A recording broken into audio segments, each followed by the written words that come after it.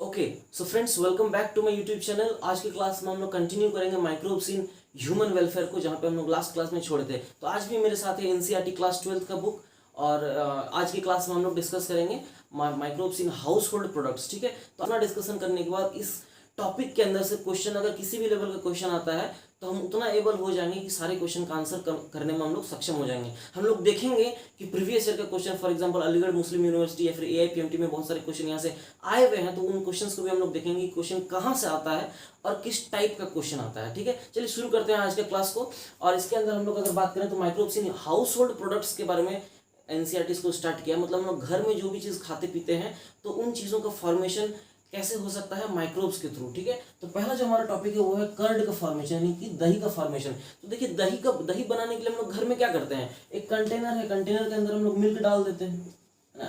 Container में milk को डाल देते हैं, और मिल्क को डालने के बाद उस मिल्क में हम लोग थोड़ा सा स्मॉल अमाउंट ऑफ कर्ड को फिर ऐड करते हैं बाहर से, है ना। तो चलिए, स्मॉल अमाउंट ऑफ कर्ड को हम लोग मिल्क के अंदर डालेंगे, फिर कुछ देर के लिए सेटल होने देते हैं, फिर देखते हैं जो मिल्क है वो कर्ड में कन्वर्ट हो जाता है। ठीक है, तो ये जो मिल्क से कर्ड बनने का जो प्रोसेस है, इस प्रोसेस को स्टार्ट करता है स्मॉल अमाउंट ऑफ कर्ड, और इसीलिए इस कर्ड को बोला जाता है स्टार्टर। इसको क्या बोल सकते हैं, स्टार्टर, या फिर इसको बोला जाता है इनोकुलम। ठीक है, स्टार्टर और इनोकुलम। देखिए एनसीईआरटी भी इस वर्ड का यूज किया गया है। ठीक है, एनसीईआरटी में भी तो स्टार्टर और इनोकुलम हम लोग ऐड करेंगे, डालेंगे मिल्क में, तो वो जो मिल्क है वो कर्ड बन जाएगा। देखिए मिल्क से कर्ड बनने का जो प्रोसेस है ना, तो उसके अंदर क्या होता है, जो हम स्मॉल अमाउंट ऑफ जब कर्ड डाले थे, उस कर्ड के अंदर प्रेजेंट होता है लैक्टिक एसिड बैक्टीरियल, जिसको हम लोग लैब बोलते हैं। ठीक है, लैब बोलते हैं। अब ये लैब क्या करता है, ये जैसे ही मिल्क में जाता है, लैब को हम लोग डाल दिए मिल्क के अंदर। अब जैसे इसको डालेंगे तो मिल्क में एक प्रोटीन होता है जिसको हम लोग बोलते हैं कैसीन प्रोटीन।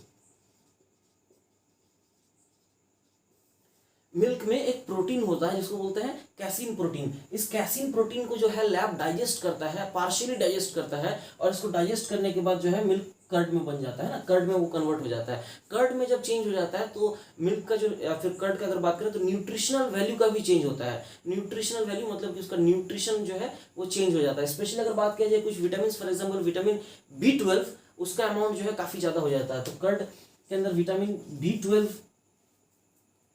का अमाउंट जो है वो बहुत ज्यादा हो जाएगा। और यहीं से क्वेश्चन पूछा था AMU 2012 में। AMU का 2012 के अंदर प्री मेडिकल में क्वेश्चन पूछा था कि जब मिल्क से कर्ड बनेगा तो कर्ड बनने के बाद न्यूट्रिशनल वैल्यू में क्या चेंजेस आएगा। ठीक है, तो उसके अंदर ऑप्शन में बहुत सारा था कि ये विटामिन बढ़ेगा, ये विटामिन बढ़ेगा, और उसमें से एक ऑप्शन था विटामिन B12 बढ़ेगा। तो हमारा ऑप्शन किस में जाएगा, विटामिन B12। ठीक है, ये हो गया न्यूट्रिशनल पॉइंट। जब हम लोग नेक्स्ट पैरा में चलते हैं तो वहां पे हम लोग को पहला जो वर्ड मिलता है वो मिलता है डॉ, DOUGH, ये पहला वर्ड मिलता है डॉ। अब देखिए डॉ का मतलब क्या होता है, जिस तरह हम लोग रोटी बनाने के लिए आटा को पहले गूंथते हैं ना, तो वो गूंथा हुआ आटा को हम लोग इंग्लिश में क्या बोल सकते हैं, डॉ। अब इस डॉ को हम लोग फर्मेंट कर सकते हैं माइक्रोब्स के, बैक्टीरिया या फिर फंजाई की मदद से, ईस्ट की मदद से हम लोग इसको फर्मेंट कर सकते हैं। और फर्मेंटेशन की वजह से क्या होगा, ये जो डॉ है ये काफी पफी लाइक अपीयरेंस हो जाएगा। देखिए एनसीईआरटी भी इस वर्ड का यूज किया है, पफी अपीयरेंस। पफी अपीयरेंस का मतलब क्या होता है, उसमें पोरस स्ट्रक्चर हो जाता है, पोरस अपीयरेंस हो जाता है, फिर होल्स, बहुत सारे माइन्यूट होल्स डेवलप कर जाते हैं, और वो काफ़ी सॉफ्ट हो जाता है टच करने में, और स्पॉन्जी उसका स्ट्रक्चर हो जाता है। ठीक है, तो डॉ में हम लोग फर्मेंटेशन करते हैं पफी लाइक अपीयरेंस को लाने के लिए। ठीक है, अब ये जो पफी अपीयरेंस है ये होता है क्योंकि CO2 का रिलीज होता है। CO2 का रिलीज होगा तो पफी अपीयरेंस होगा। ठीक है, तो ये भी एनसीईआरटी में दिया गया है। अब देखिए डॉ के अंदर हम लोग जब बैक्टीरिया वगैरह के ये सब माइक्रोब यूज करते हैं तो यहाँ से बहुत सारे डिशेस बन सकते हैं। फॉर एग्जांपल इडली, डोसा, ये सब चीज बन सकता है डॉ में जब हम लोग बैक्टीरिया को डालते हैं। अब उसी डॉ में अगर हम लोग जब ईस्ट को डालेंगे, सैकरोमाइसिस सेरेविसी, इसी डॉ के अंदर जब हम लोग ईस्ट को डालेंगे, कौन सा ईस्ट, तो सैकरोमाइसिस सेरेविसी ईस्ट को डालेंगे, तो ये बना देगा ब्रेड। ब्रेड भी हम लोग देखते हैं काफी पफ्ड अप उसका अपीयरेंस होता है, उसमें स्पॉन्जी, उसका जो टेक्सचर है स्पॉन्जी टेक्सचर का होता है। तो ये भी होता है because of release of CO2। Important line है ये। ठीक है, और ये होता है क्योंकि उसमें ईस्ट डाला जाता है। और अगर हम लोग बात करें इडली, डोसा, ये सब में तो बैक्टीरिया का यूज किया जाता है फर्मेंटेशन करने के लिए। ठीक है, इसके बाद हम लोग नेक्स्ट चलते हैं, आगे बढ़ते हैं, तो हम लोग देखते हैं कि एक और वर्ड एनसीईआरटी में मिलेगा, टोडी। देखिए टोडी क्या है, एक साउथ इंडियन ट्रेडिशनल ड्रिंक है ना। जिस तरीके से हमारे ईस्टर्न इंडिया में भी कुछ ट्रेडिशनल ड्रिंक्स होते हैं, उसी तरीके से साउथ इंडियन ट्रेडिशनल ड्रिंक को वहाँ बोला जाता है टोडी। अब ये टोडी का भी जो प्रोडक्शन है ये भी फर्मेंटेशन के थ्रू होता है, इसमें भी फर्मेंटेशन किया जाता है, और फर्मेंटेशन किया जाता है पाम ट्री का सैप में। पाम ट्री का जो सैप होता है, यानी कि उसके अंदर जो फ्लूइड होता है, उस सैप में फर्मेंटेशन करते हैं, और सैप से क्या बनता है, फिर टोडी बन सकता है, ठीक है। और उसके बाद और भी बहुत सारे ऐसे एडिशनल फूड प्रोडक्ट्स हैं जिनमें जो फर्मेंटेशन का प्रोडक्ट से बनते हैं। For example fermentation in the bamboo plant, bamboo plant में फर्मेंटेशन करके वो फूड प्रोडक्ट बना सकता है, या फिर फिश के अंदर भी फर्मेंटेशन देखा जा सकता है, सोयाबीन में भी फर्मेंटेशन देखा जा सकता है, ठीक है। तो ये सभी जो चीज़ें हैं एनसीईआरटी में भी ये सब का एक्सप्लेनेशन है। और सोयाबीन हम लोग देखते हैं ना, वो स्पॉन्जी और काफ़ी पफी अपीयरेंस होता है, तो ये सब का भी हम लोग जो प्रोडक्शन है वो माइक्रोब्स का फर्मेंटेशन की वजह से होता है, ठीक है। नेक्स्ट हम लोग जब आगे बढ़ते हैं तो हम लोग देखते हैं चीज़ के बारे में कुछ थोड़ा सा डिस्क्रिप्शन दिया हुआ है एनसीईआरटी में। अब चीज़ के बारे में हम लोग अगर देखें तो इसको एनसीईआरटी के अंदर दो टाइप का चीज़ को डिस्क्राइब किया गया है। जो पहला चीज़ है वो उसको बोला गया है स्विस चीज़, और जो दूसरा वाला है उसको बोला गया है रॉकफोर्ट चीज़। इन दोनों टाइप्स के बारे में एनसीईआरटी में कुछ लिखा गया है। स्विस चीज़ को बोला है एक बैक्टीरिया इसमें हेल्प करता है इसका फॉर्मेशन के लिए, और वो जो बैक्टीरिया है उसका नाम है प्रोपियोनिबैक्टीरियम शर्मानी।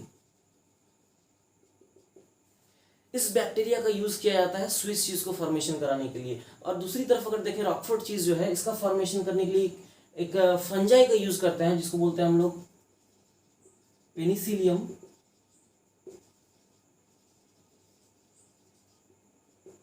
रॉकफोर्टी, ठीक है। तो दो अलग अलग टाइप की चीज है। जो पहला वाला स्विस चीज है उसका फॉर्मेशन एक बैक्टीरिया के मदद से होता है, जबकि जो दूसरा वाला जो चीज है रॉकफोर्ट चीज, उसको हम लोग एक फंजाई से, पेनिसिलियम रॉकफोर्टी एक फंजाई से उसका हम लोग फॉर्मेशन करा रहे हैं। अब देखिए अलग अलग टाइप्स की चीज हो सकते हैं। कोई चीज हो सकता है कि वो बाहर से हार्ड है अंदर से सॉफ्ट है, फिर ऐसा हो सकता है कि बाहर से भी हार्ड है अंदर से भी हार्ड है, या फिर बाहर से सॉफ्ट है और अंदर से भी सॉफ्ट है। तो अलग अलग टाइप का चीज का फॉर्मेशन हो सकता है। वो डिपेंड करेगा कि हम किस टाइप का माइक्रोब उसमें यूज किए हैं, या तो बैक्टीरिया यूज किए हैं या फिर फंजाई ईस्ट वगैरह क्या क्या यूज किए हैं। तो depending on the type of microbes that we have used, we will get the different varieties of cheese. और यही डिफरेंट वेराइटी ऑफ चीज का जो है अलग अलग टेक्सचर, अलग अलग फ्लेवर, अलग अलग टेस्ट में मार्केट में अवेलेबल होता है। और इनका जो मार्केट वैल्यू है, मार्केट प्राइस है, वो भी डिपेंड करता है इनका टेक्सचर, फ्लेवर और टेस्ट के आधार पर। तो ये सब डिटरमाइन करेगा कौन कि किस टाइप का माइक्रोब यूज कर रहे हैं, उसके आधार पर जो टाइप है डिफरेंट होगा चीज का, ठीक है। नेक्स्ट हम लोग जब बढ़ते हैं नेक्स्ट पेज में एनसीईआरटी का, उसके अंदर हम लोग देखते हैं कि कुछ बीवरेजेस का प्रोडक्शन हो रहा है फर्मेंटेशन की मदद से, ठीक है। बीवरेजेस किसको बोलते हैं? एडिशनल या एक्स्ट्रा ड्रिंक्स को हम लोग बीवरेजेस बोल सकते हैं। फॉर एग्जांपल अल्कोहल वगैरह ये सब को हम लोग बीवरेजेस के अंदर में डाल सकते हैं। तो इन सभी ड्रिंक्स का जो प्रोडक्शन है ये फर्मेंटेशन के थ्रू होता है। और इनफैक्ट अल्कोहल जो है उसको बोला जाता है कि one of the most ancient biotechnological result या बायोटेक्नोलॉजिकल प्रोडक्ट बोल सकते हैं। हालांकि बायोटेक्नोलॉजी काफ़ी पुराना स्कोप नहीं था, लेकिन उसके बारे में रिसेंटली बहुत ज़्यादा स्टडी और बहुत ज़्यादा उसको एनालिसिस किया गया है। लेकिन इसका जो एक प्रोडक्ट है अल्कोहल, ये भी बायोटेक्नोलॉजी का ही एक रिजल्ट है, एक प्रोडक्ट है जो कि बहुत ही एंशियंट, बहुत ही पुराने समय से चला आ रहा है, ठीक है। इसलिए एक लाइन ऐसा बताया जाता है कि alcohol is one of the most ancient biotechnological product, ठीक है। अल्कोहल का अगर बात करें तो ये बहुत टाइप के हो सकते हैं। For example beer, wine, whisky, rum और ब्रांडी, ये अलग अलग टाइप्स के अल्कोहल हो सकते हैं। इनका डिस्क्रिप्शन जो है एनसीईआरटी में आपको मिल जाएगा। और इनमें से जो बियर और वाइन है, इसका जो फॉर्मेशन है ये विदाउट डिस्टिलेशन होता है, ठीक है। और ये जो विस्की, रम और ब्रांडी है, इन तीनों का जो फॉर्मेशन है ये डिस्टिलेशन प्रोसेस से होकर गुजरना पड़ता है। डिस्टिलेशन हम लोग किसको बोलते हैं? बेसिक कॉन्सेप्ट याद कीजिए। डिस्टिलेशन बोलते हैं कि किसी अगर हम लोग लिक्विड को अगर उसको बॉयल कर रहे हैं, लिक्विड को जब बॉयल करेंगे तो वहाँ से भाप निकलेगा, और उस भाप को अब जब हम लोग फिर एक ट्यूब के थ्रू पास करवाएंगे और उस ट्यूब में हम लोग कूलेंट लगा के रखेंगे, है ना। हम लोग क्या करेंगे, एक लिक्विड को बॉयल करेंगे। लिक्विड जैसे ही बॉयल करेगा तो क्या होगा, भाप निकलेगा और उसी भाप को हम लोग कलेक्ट कर लेंगे एक ट्यूब में, और उस ट्यूब में हम लोग रख देंगे कूलेंट, मतलब ठंडा करने वाला कुछ भी, तो भाप को ठंडा कर देगा। अब भाप को जैसे ही ठंडा करेगा तो वो फिर क्या हो जाएगा, कंडेंस होकर लिक्विड बन जाएगा, और वहां से जो लिक्विड हम लोग कलेक्ट करेंगे उसी को हम लोग बोलते हैं डिस्टिल्ड प्रोडक्ट। तो ये डिस्टिलेशन प्रोसेस से हम लोग किस तरीके से कोई भी चीज कलेक्ट कर सकते हैं, ठीक है। तो ये जो अल्कोहल का वेरियस टाइप से इसके अंदर जो विस्की, रम और ब्रांडी है, इसको हम लोग डिस्टिलेशन प्रोसेस से ऑब्टेन करते हैं। और बाकी जो बियर और वाइन है ये विदाउट डिस्टिलेशन प्रोसेस से हम लोग इसको ऑब्टेन कर सकते हैं, ठीक है। अल्कोहल परसेंटेज की अगर बात किया जाए तो देखिए ये जो बियर है इसके अंदर लगभग 3 से 6%, 3 to 6% अल्कोहल इसके अंदर होता है। वाइन जो है ये इसके अंदर लगभग 10 से 20%, 10 to 20% का इसके अंदर अल्कोहल होता है। जो विस्की है इसके अंदर मोर देन 40% अल्कोहल होता है। उसी तरीके से जो रम है इसके अंदर भी मोर देन 40% अल्कोहल होगा। वहीं जो ब्रांडी है उसके अंदर मोर देन 60% का अल्कोहल होगा, ठीक है। तो अलग अलग कंपोजिशन का, अलग अलग कॉन्सेंट्रेशन का अल्कोहल, अलग अलग टाइप्स का जो ब्रांड्स हैं उनके अंदर मिलेंगे, और इन सभी में इथेनॉल का प्रोडक्शन होता है, ठीक है। और इसके अंदर हम लोग जो माइक्रोब का यूज करते हैं वो एक ईस्ट है, और ईस्ट कौन सा है, सैक्रोमाइसिस सेरेविसी। इसी ईस्ट का हम लोग यूज करते हैं अल्कोहल का फर्मेंटेशन करने के लिए, मतलब ये फिर से वही काम करेगा, इथेनॉल बनाएगा यहाँ पे, ठीक है। तो ये जो ईस्ट है सैक्रोमाइसिस सेरेविसी, इससे हम लोग इथेनॉल बना सकते हैं। और याद कीजिए इससे पहले हम लोग देखे थे कि इसी ईस्ट से हम लोग क्या बना रहे थे, ब्रेड भी बना रहे थे, इससे ब्रेड भी बना रहे थे, इससे अल्कोहल भी बनता है। तो देखिए यहीं से क्वेश्चन आया था AIPMT 2012 के अंदर, और पूछा गया था कि जो ईस्ट है उससे हम लोग क्या क्या बना सकते हैं। तो आंसर क्या हो जाएगा, ब्रेड और अल्कोहल हम लोग बना सकते हैं ईस्ट सैक्रोमाइसिस सेरेविसी से, ठीक है। नेक्स्ट पैराग्राफ में हम लोग जब चलते हैं तो हम लोग देखते हैं एंटीबायोटिक्स के बारे में कुछ लिखा हुआ है। एंटीबायोटिक्स, पहले इस वर्ड को हम लोग समझते हैं। जो एंटीबायोटिक्स वर्ड है, एंटी का मतलब होता है अगेंस्ट, और बायोटिक्स का मतलब होता है लाइफ। तो अगेंस्ट लाइफ इसका मतलब होता है। लेकिन हम लोग एंटीबायोटिक कहाँ पे सुने हैं, हम लोग देखते हैं कोई भी इन्फेक्शन अगर होता है, फिर कोई भी डिजीज हमारे अंदर होता है तो हम लोग बोलते हैं एंटीबायोटिक ले लो, वो सब ठीक हो जाएगा। तो एंटीबायोटिक हमारे लिए तो सिर्फ फायदेमंद है, फिर हम लोग उसको अगेंस्ट लाइफ क्यों बोलते हैं, क्योंकि ये अगेंस्ट लाइफ बोला जाता है in context to the disease causing organism. ये जो डिजीज कॉजिंग ऑर्गेनिज्म या जो पैथोजन है उसका लाइफ के लिए ये अगेंस्ट है, ठीक है। लेकिन हमारे लाइफ के लिए अगेंस्ट नहीं, बल्कि हमारा तो ये हेल्पफुल एक टूल है, हेल्पफुल मेडिसिन है जो हमारा लाइफ को ठीक कर सकता है। लेकिन अगर बात की जाए पैथोजन का, तो पैथोजन के लिए अगेंस्ट लाइफ है, ठीक है। देखिए एंटीबायोटिक में जो सबसे पहला एंटीबायोटिक जो डिस्कवर हुआ था वो था penicillin. Penicillin is called as the first antibiotic. पहला एंटीबायोटिक था 1928 में इसको डिस्कवर किया गया था। 1928 में पेनिसिलिन को पहला बार डिस्कवर किया गया था। फर्स्ट एंटीबायोटिक इसको बोला जाता है, एंड डिस्कवर्ड बाय फ्लेमिंग। देखिए फ्लेमिंग साहब के बारे में ऐसा बोला जाता है कि वो एक केयरलेस लैब वर्कर थे, और वो हमेशा अपना लैब को ऐसे ही वो बिखरा हुआ रखते थे, स्कैटर्ड रखते थे, कभी कुछ ध्यान या फिर अरेंज्ड मैनर में नहीं रखते थे। तो वो एक अपना एक्सपेरिमेंट कर रहे थे, अलग एक्सपेरिमेंट कर रहे थे वो यहाँ पे पेनिसिलिन, और ऐसा उनका कोई मोटिव नहीं था कि हमको कोई एंटीबायोटिक को डिस्कवर करना है, अलग एक्सपेरिमेंट कर रहे थे। और उसी दौरान उनको कहीं बाहर जाना पड़ा एक वैकेशन में, और लगभग 2 हफ्ते का वो वैकेशन में बाहर चले गए अपने लैब को लॉक करके। लैब के अंदर जो सामान जैसा था उसी को वैसे ही रख के वो वैकेशन में चले गए। जब 2 हफ्ते के वैकेशन के बाद वो लौट के आए और अपने लैब में देखे, तो लैब में जो उनका पेट्री डिश था वहां पे वो देखे कि बैक्टीरिया ग्रो किया है, स्टेफाइलोकोकस बैक्टीरिया, स्टेफाइलोकोकस।